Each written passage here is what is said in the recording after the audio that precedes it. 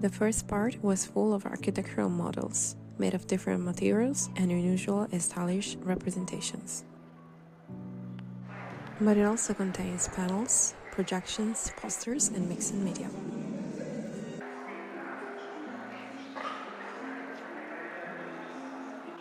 The spaces and colors continuously change, making the experience even more dynamic.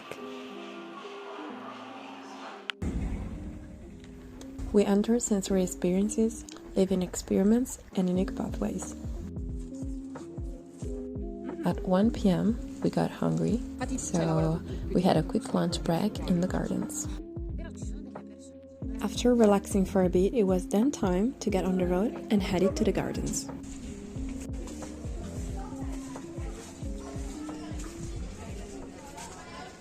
After a long but beautiful walk, we made it to the Biennale Gardens.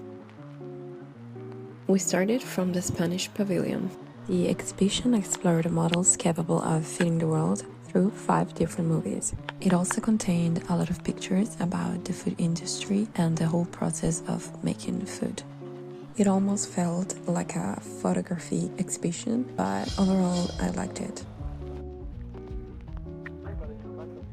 The Dutch pavilion had some cool art pieces and focused directly on the earth to have an impact on the macro scale. The Belgian pavilion experiments with enviable alternative by proposing an alliance with mushrooms. The Danish pavilion offered a list of proposals, all addressing the problematics of floods and storm surges. The Nordic countries pavilion contained a collection of semi-cultural and scientific knowledge about architecture, art, and buildings. It almost felt like entering a person's home. I think, of all pavilions, this one has the best architecture. It's very, very simple, but effective. The Japanese pavilion was also one of my favorite ones. The message behind the exhibition was that architecture is seen as a place to love when it encompasses in its grave memories and stories and embodies the background and the activities that took place in it.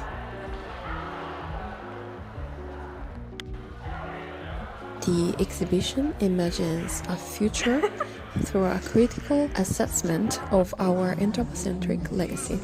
I loved that it was very interactive. You could play a game about different future scenarios and add some stamps.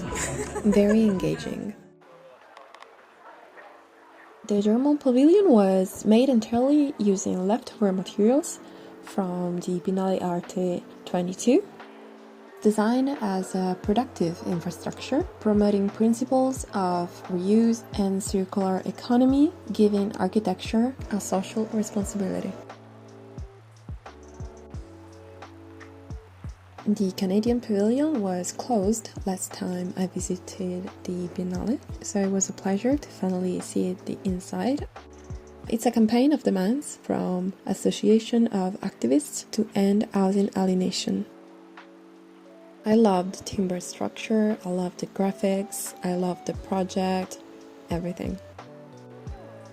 The British pavilion had an installation that promoted the idea that everyday rituals are a form of spiritual practice or diasporic communities and presents new way of thinking about the building and the environment. The French pavilion is designed to reawaken our desire for utopia, approaching to today's crisis with emphasis but no longer on the emergency, but on the possibility of an alternative future. After visiting all of these pavilions, we walked for a bit. We crossed the canal to get to the other part of the gardens. Sempre encantada. The exhibitions pointed at past and future and sees them as heritage and project, but also as repetition and design. The Greek pavilion worked on designing a land with a new constructed hydrogeological map, working on bodies of water already existing. Francese. Stai imparando il francese quindi?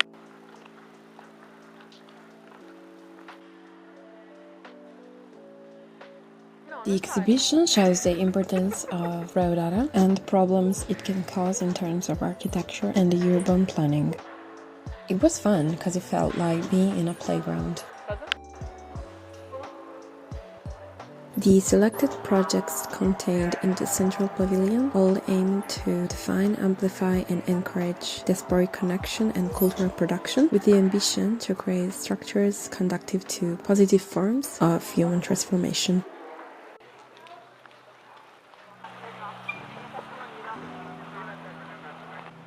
On our way back to the dock, we walked through the beautiful hallways of Venice and enjoyed the sunset.